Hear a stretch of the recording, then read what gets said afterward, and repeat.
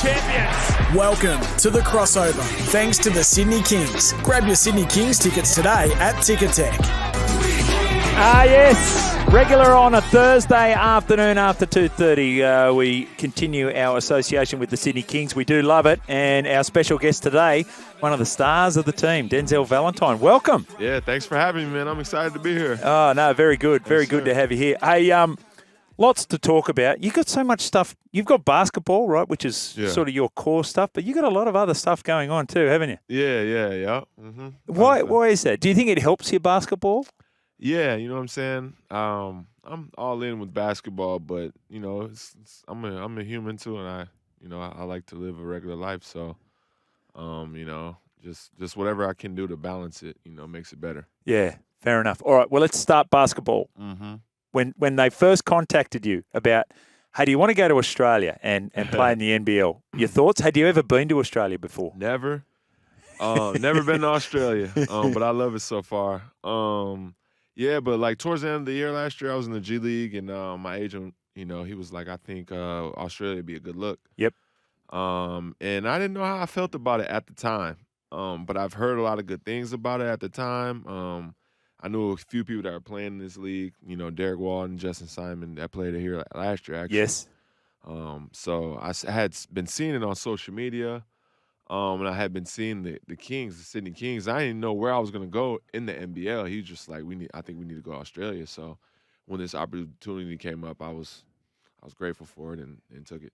So what does that say about the reputation of the NBL, especially in America, because that's clearly the biggest basketball market? Yeah, I think people are starting to know more about it now. Yep. I know for myself, before I even thought I had an NBL thought, I was seeing it on social media. You know, NBL teams are going to play NBA teams now. You know, guys are getting drafted, you know, from the NBL. Guys are choosing this over Europe or maybe even, you know, the G League. So it's becoming a stop for people, you know, either trying to make their way back to the NBA or just for a good league to play in. You have a ton of NBA experience, over 250 games there. Yeah. The difference between the NBA and the NBL, what's the most noticeable thing for you? People play hard here. Right. I will say that. People, it's a shorter game and it's a little bit more intense, like per possession. I think maybe because the game is longer in the NBA. So I don't know. You know, there's differences, but there's a lot of similarities though, for sure. Yeah. Okay. Similarities are? Similarities. I think people play hard. I think the shot clock being 24 seconds, the pace of the game is the same.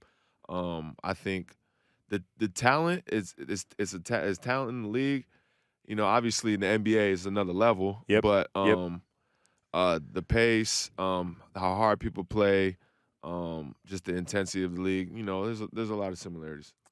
Sydney started really well. They've won the last two championships. So that with that comes an element of pressure. Sure. New coach, new starting five. So, but you've started very well. What's been the most impressive thing in your mind about the Sydney Kings? I just think how well the organization runs. Yep. You know, everybody, you know, treats this like it's gold. You know, everybody in the organization, you know, their front office staff works hard. The owner, Paul, works hard. You know, all the support staff, you know, training staff, coaches, players, like everybody comes into work and has the same goal in mind every day, and that's to, you know, get better. Yeah. And, you know, that's refreshing. You don't get that everywhere. So I think Really? Yeah. I think that's what makes the Sydney Kings special. You know, their resume says it for themselves, so I think they've done a good job of that. How are you gelling with all those? It feels like on the court, no problem. Although it was a slow start last week, but then you got going and played really well. But how are you gelling off the court as well? Who you hang out with?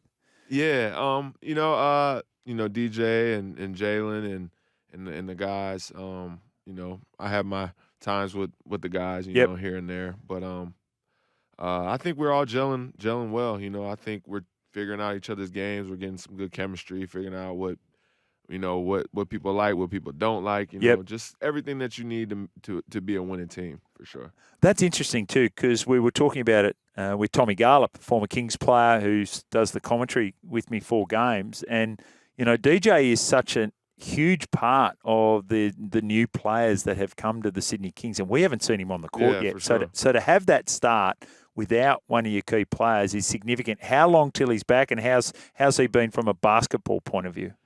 I don't know how long until he's back. I really don't know that. Right. But he's been progressing. I know he started like 5-0. He's not back playing live yet, but I know he'll be back soon. Yep.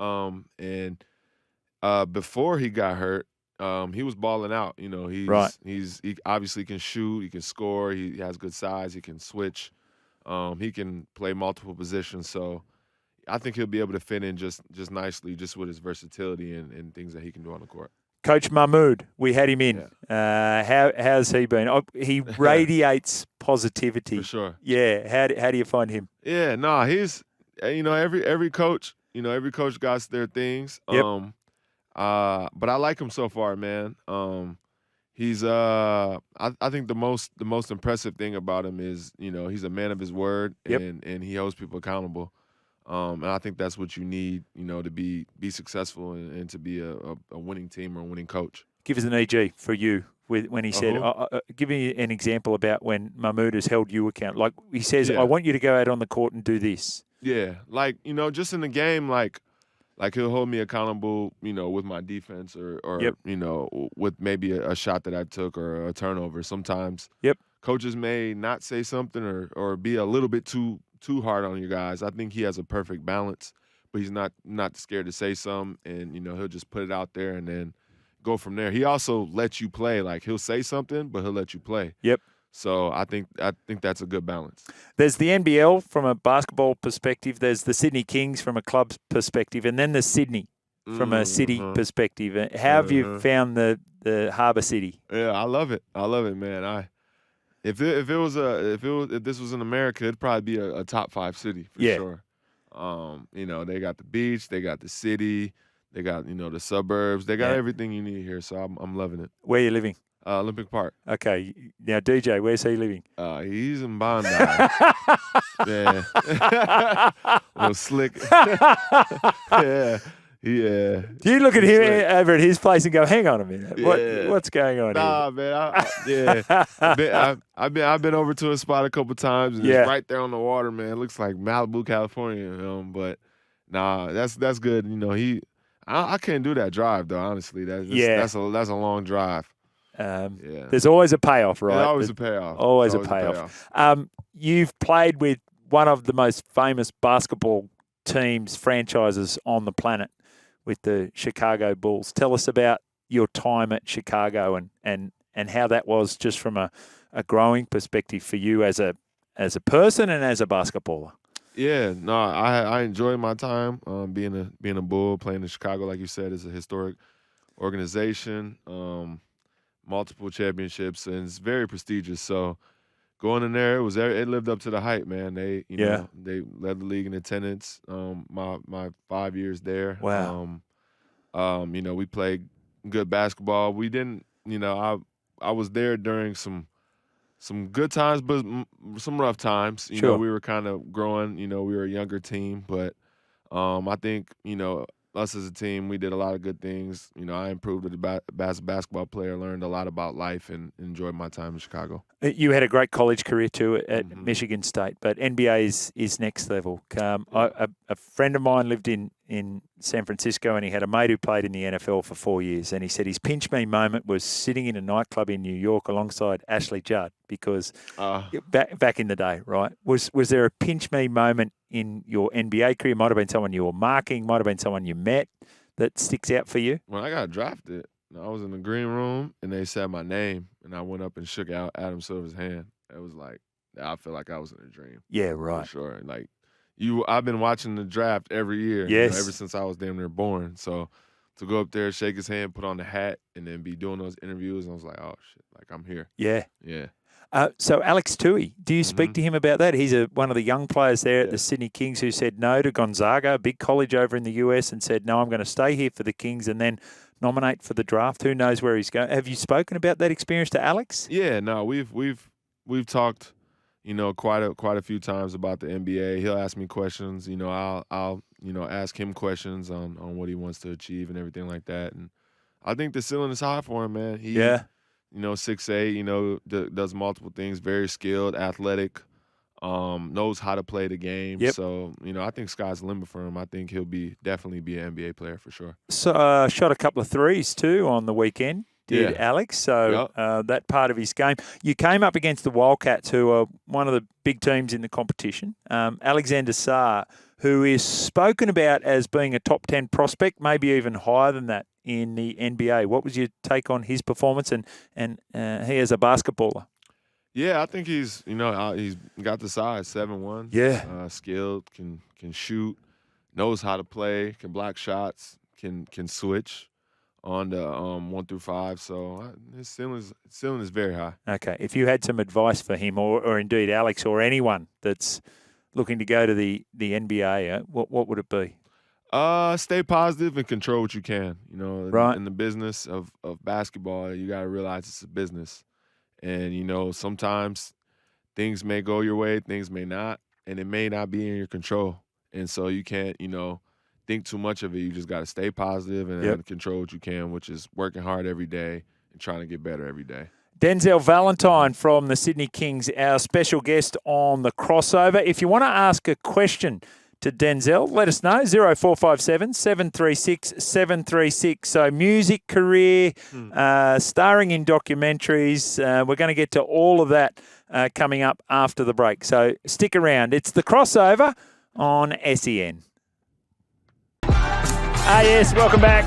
You got the crossover in conjunction with Denzel Valentine, star of the Sydney Kings. What about this? Hi, guys. Not sure my eyes are deceiving me, but has anyone ever said to Denzel that he looks like Anthony Davis from the LA Lakers? That's from Simon. As soon as you said it, you were like, come on. Man, I done got that about 10 times over here. I guess I'm the Anthony Davis of Australia, I guess. Man. Very good. Hey, how long you signed for? Just for the season. Okay. Yep. So the thought is here in the NBL, designs on going back to the NBA?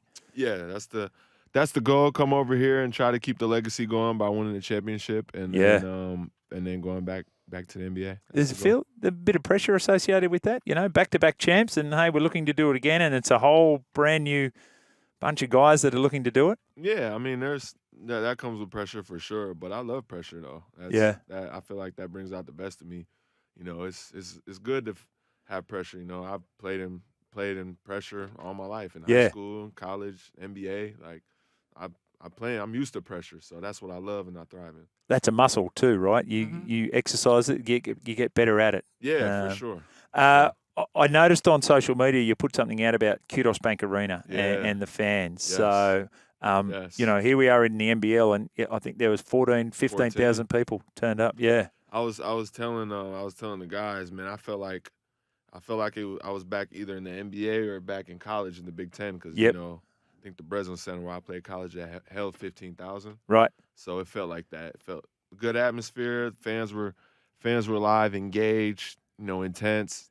Fans were showing love, and it was much appreciated. It was a good environment. So a lot of Australian sports fans don't have an appreciation of the system of America, which is the college system that feeds into basically all professional sports. But and the size of those, Michigan, obviously a big school, and those programs are absolutely massive. We maybe don't appreciate them. Yeah, my school, we had I think 60,000 fans, but we had 15,000 fans at every game. Right. Packed in there going crazy. Yeah.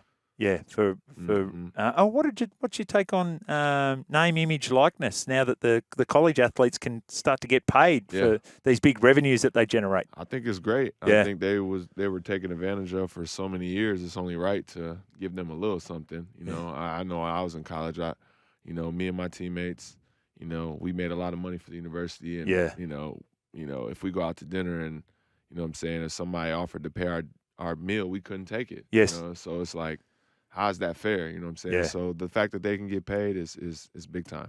I mentioned away from basketball, you do some stuff. So here we go. Let's have a listen. Hey. Yeah. Shout out my guys, man. Shout out my guys, Brandon and Chase. Yeah. All right. Yeah, Go ahead and get this on Apple Music or Spotify, whatever I use, man. It's a very catchy. Coach K was playing it for me, the producer, and he's like, "It's way too cool for you, Jimmy." And it's true, that is way too cool for me. But so tell us about your music. Yeah, no, it's something that I've been doing since my junior year in college. I just been kind of having fun with it. Just takes my mind off basketball and it's kind of like a vent. You just in there, you're venting. You're telling your story about your life, or you just kind of just using your creative side of mine. Just to have fun with it. And I think it helps me out a lot.